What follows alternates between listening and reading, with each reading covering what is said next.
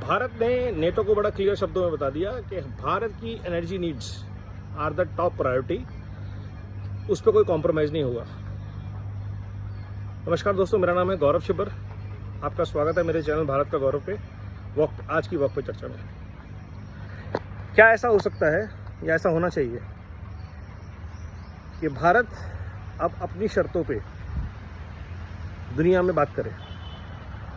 जब अमेरिका बोलता है कि मैं ट्रेड के थ्रू वॉर रुकवा देता हूँ, तो शायद भारत को भी अमेरिका को बताना पड़ेगा कि हमारी ट्रेड पावर क्या है। भारत आज दुनिया का सबसे बड़ा बाजार बन के उभर रहा है, हर देश के लिए, हर ट्रेड के लिए, चाहे फ्रांस हो, चाहे जर्मनी हो, चाहे यूएस हो, चाहे यूके हो, जितनी भी टॉप नेटो कंट्रीज़ हैं और छोटी मोटी तो अलग।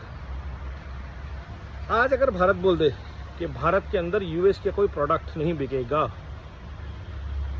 और कोई सर्विस यूज़ नहीं होगी, तो Google, Facebook, Amazon, Domino's, McDonald's, इन सब की जान आस्ते में आ जाएगी। और ऐसे छोटे छोटे हज़ारों बिजनेस। तो अगर यूएस भारत के ऊपर सैंक्शन लगाएगा तो भारत को रेसिप्रोकल टैरिफ लगाने में देर नहीं लगानी चाहिए। एक बार भारत ने अगर रेसिप्रोकल टैरिफ लगाने शुरू किए, और भारत का कौन सा ब्रांड बिजनेस है वहाँ पे? कुछ आईटी कंपनीज हैं, झेल लेंगे। और अगर छोटे मोटे एक्सपोर्ट्स हैं, झेल लेंगे। ऑलरेडी यहाँ 70-80% लोग गरीब हैं। 70 की जगह 80 हो जाएंगे तो क्या फ़र्क पड़ जाएगा? किसी की ज़िंदगी बेहतर नहीं होने वाली। लेकिन अगर यूएस के दबाव के आगे झुक जाते हैं तो ये अंग्रेज़ों की वापसी होगी। जो हमने कॉलोनाइजेशन से अपना पीछा छुड़ाया था, ऑलरेडी वो ग्लोबलाइजेशन के नाम पे हमारे घरों तक पहुंच गई है। उसको लिए फिर से एक बार स्वदेशी जागरण, आत्मनिर्भर भारत जैसे वचन, वोकल फॉर लोकल, ओडीओपी, ये सारे प्रयास ज़ोर शोर से होने चाहिए। भारत दुनिया का सबसे बड़ा बाजार था और फिर से बनना चाहिए। भारत दुनिया की सबसे बड़ी आर्थिक शक्ति था और फिर से बनना चाहिए।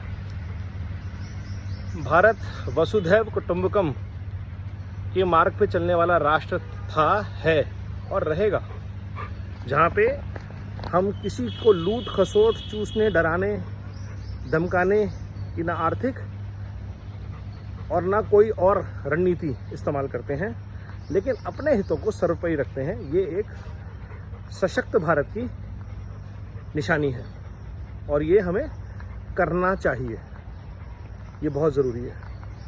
तो मेरा साधुवाद भारत की विदेश नीति बनाने वालों को और उस पर अमल करने वालों को, जिन्होंने आंख निकालने की कोशिश करी नेटो जैसे एक संगठन को, जो सिर्फ अमेरिका के ठुल्लों वाले काम करते हैं।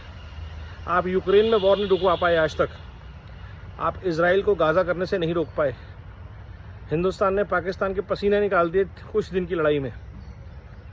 आप कुछ नहीं कर पाए। पूरे नेटो में आज की डेट में इलीगल इमिग्रेंट्स ने हमला किया हुआ है। नेटो कुछ नहीं कर पा रहा। अमेरिका का खुद का बुरा हाल है। डूबती हुई अर्थव्यवस्था, कंगाल अर्थव्यवस्था जो सिर्फ उधार पे चल रही है, डेट्स पे। आज अगर भारत, चीन, रूस, ब्राज़ील डॉलर में ट्रेड बंद कर दे तो डोनाल्ड ट्रंप के सांस नहीं आएगी। हाँ, इन देशों को भी भुगतना पड़ेगा कुछ ना कुछ, लेकिन ऐसा कुछ नहीं है कि हम सर्वाइव नहीं कर पाएंगे।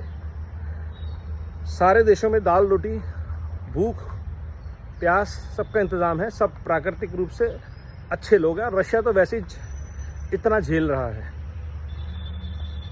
तो I think it's time for realignment of global powers. And Bharat बहुत अच्छे डिसीजन ले रहा है विश्व में एक नई अर्थव्यवस्था, एक नई व्यवस्था के निर्माण के लिए। नमो भारत, वंदे मातरम, जय हिंद।